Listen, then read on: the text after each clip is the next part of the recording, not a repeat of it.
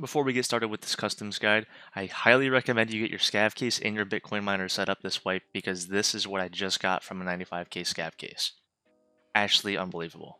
Now this isn't going to happen every time because this is my first time ever getting a keycard from a scav case and 3 wipes, but I don't really keep up with it that much, and I actually started this one early wipe and was lucky enough to get this, so I'd build it if I were you.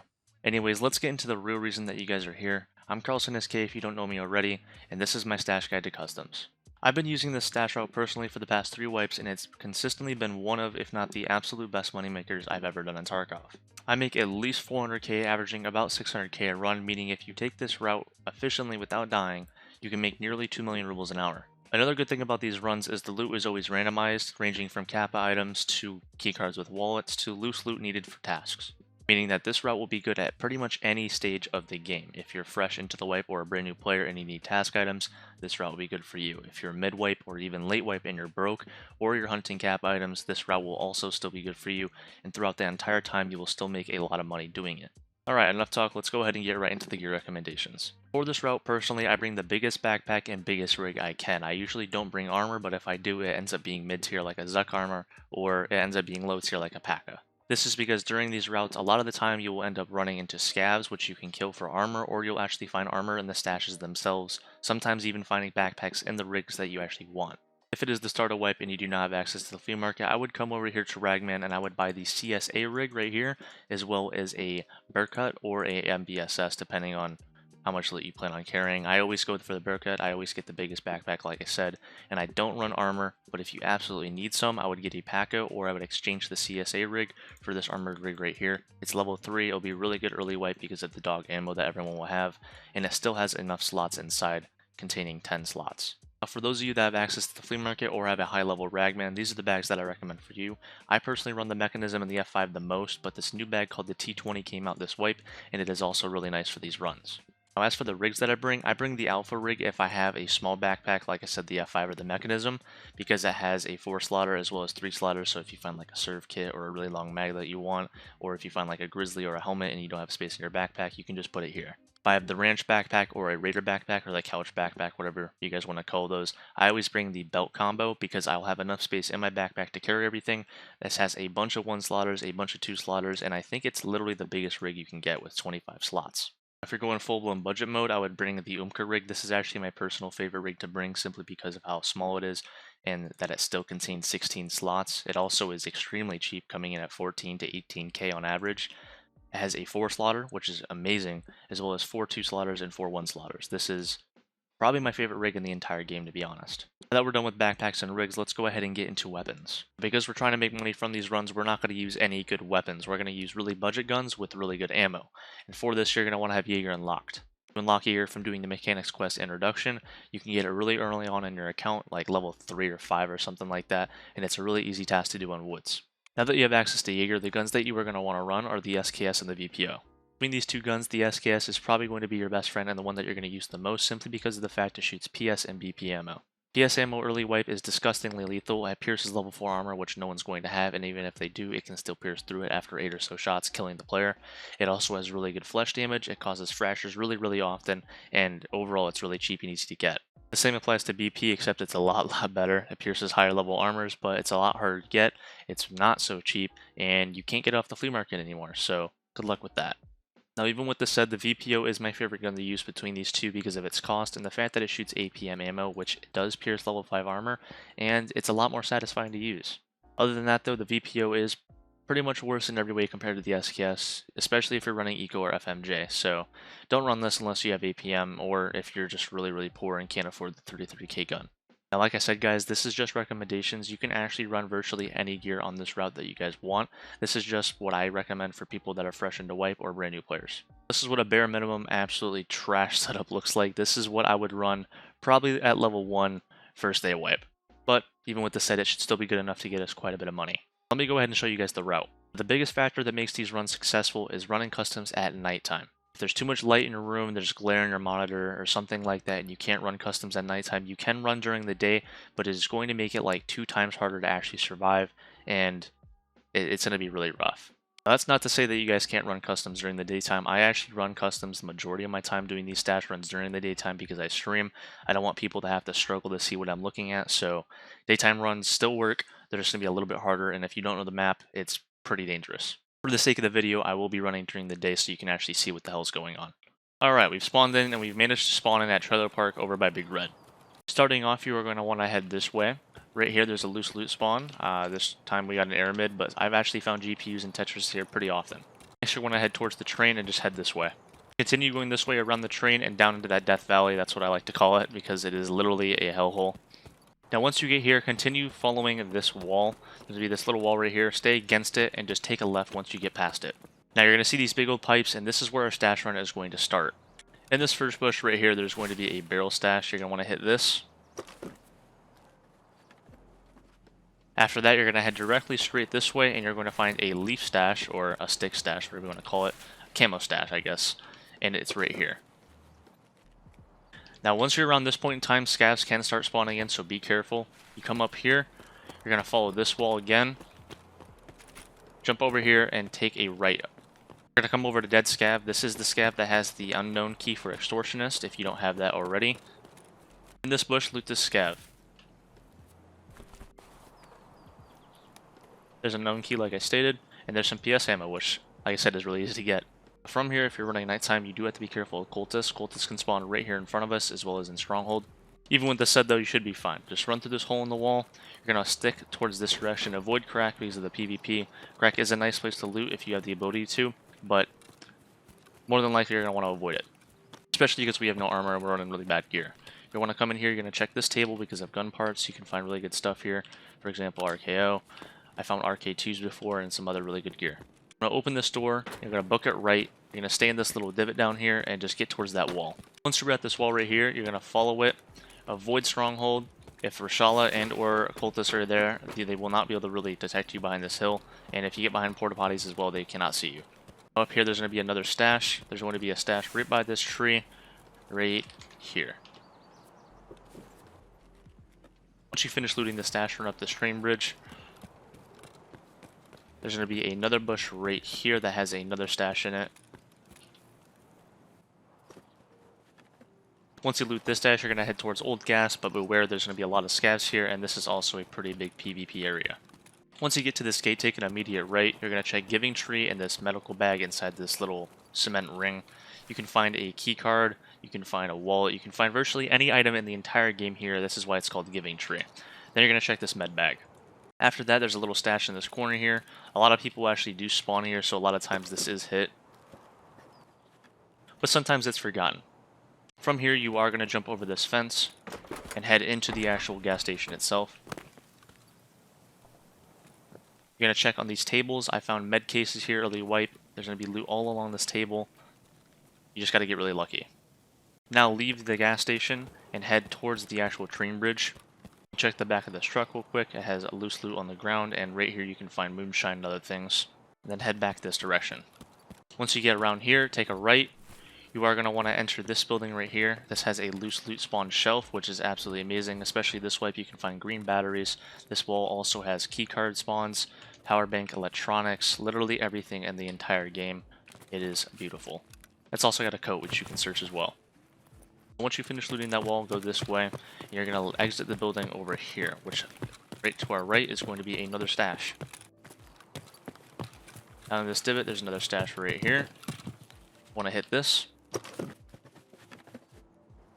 And after that, you're going to head up this way and head into this warehouse right here. Enter from right here. You do have to do a little bit of jumping. Once you get inside, just head this direction. There's going to be another coat that you can hit. There's going to be loose loot spawns right here on this shelf. For example, you find a car battery, which you need 5 for therapist. On this table right here, you can find loose loot. A lot of the times you can find some X-Cells, which are really good headphones.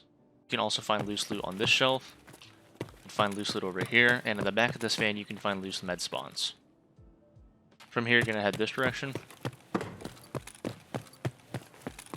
You're going to check the loot crate inside this container. And from there, you're going to head out this way. Be careful of scavs once again and head through this gate.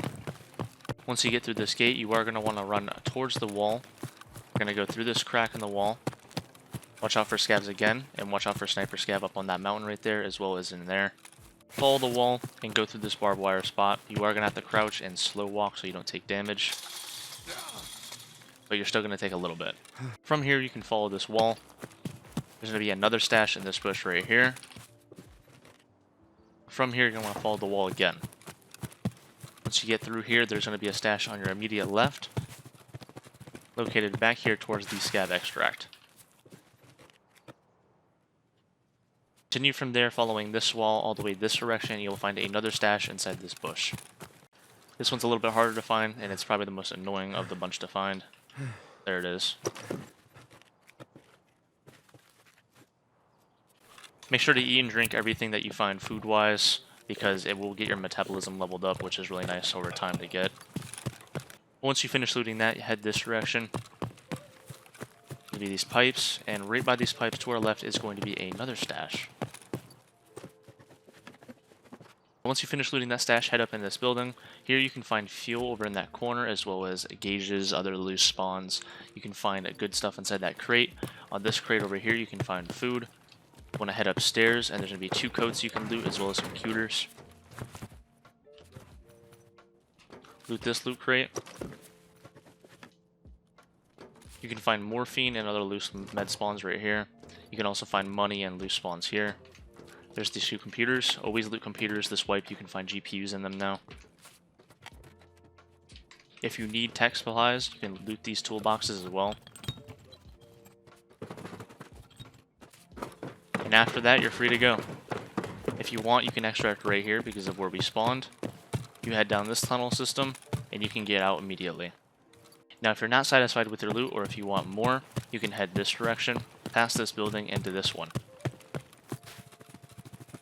Once you're in this building, loot this dead scav,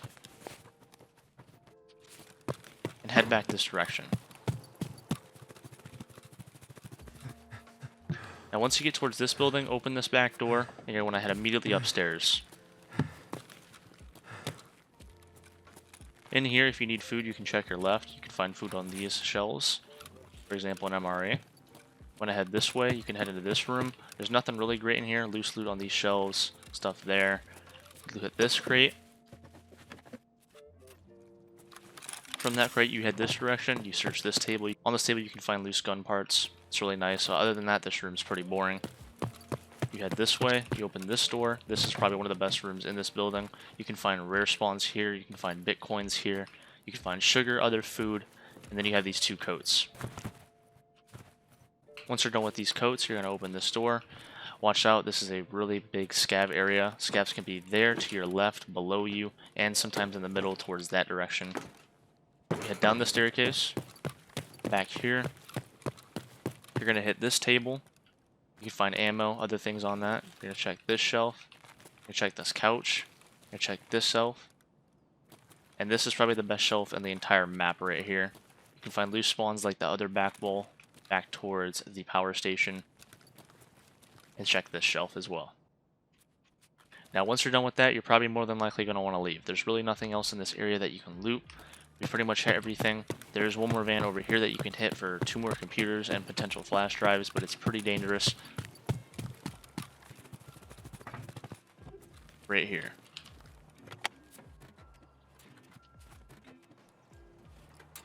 Oh, would you look at that? Oh wow, that's unbelievable. Can't believe we actually just found another GPU. Too bad this is an offline raid. Now we definitely want to leave. But you head this direction. Watch out for scavs inside that warehouse as well as back there. Head down that way and you'll be at your extract once again. On your way though, check this van. I have found loose loot in here before, but they might have got rid of the spawns. It's been a while since I found anything good in there. And as you can see, even with me explaining things, that took us roughly 15 minutes. You can do this run in 8 to 10 minutes easily, making, like I said, upward of 2 mil an hour with you gearing up, with you selling stuff on the market, and with you getting in queue. Now that was the route if you spawn at Trailer Park / Big Red. There is another route you can take if you spawn on this side of the map. If you spawn here, you are going to want to loot that stash, you want to loot this building, the other stash, and that stash as well. Pretty much everything in this area the way we just did, and that will be the start of your run instead of the end of it. Now if you spawn on this side of the map and you are unable to head that direction because you hear PvP or something's dangerous in that area, you loot, like I said, this entire area, and you come this direction, you follow this wall. You want to head this way. Instead of going through the barbed wire, you're going to take a far right and head behind this area. Once again, watch out for scavs. You're going to continue to follow this wall for a very, very long time. You're going to get up past these rocks. From there, you're still going to want to continue following this wall. Now from here, you can snipe some scavs, potentially find Reshala if you stand on this rock. I'd be careful though, if Reshala does spot you, you're probably going to be an easy target. Head down this hill and continue following this wall. Up here is going to be another stash that you can hit. From here, you can move to your right, continue this way, up on this train rail track, bridge, whatever you want to call it, and head down this way. By this big old pole, there's going to be another stash. Hey, there's one of the cap items. We also got that loot lord earlier. From here, you can head all the way up this way. There is another stash headed over by this big old electrical tower, but this one's a little bit out of the way. It's kind of annoying to hit, and unless you hear PvP, I would pretty much avoid this area.